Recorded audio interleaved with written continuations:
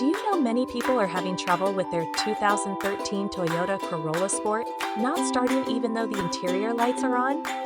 Don't worry. In this video, we'll show you how you do this.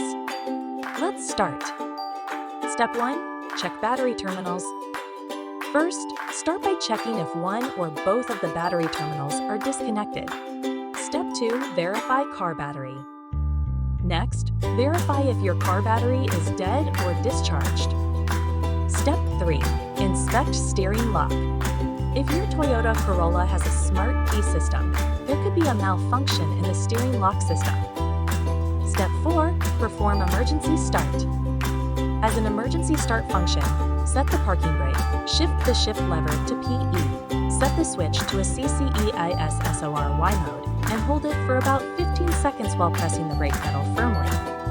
Step 5. Consult professional help. Remember, if all these steps do not resolve the issue, it's advised to take your car to your Toyota dealer or a professional mechanic.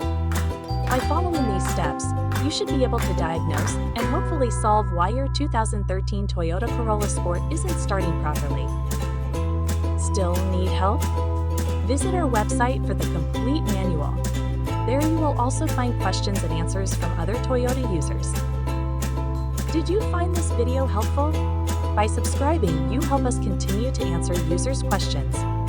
So, subscribe to our channel. Thanks for watching, and see you in the next video.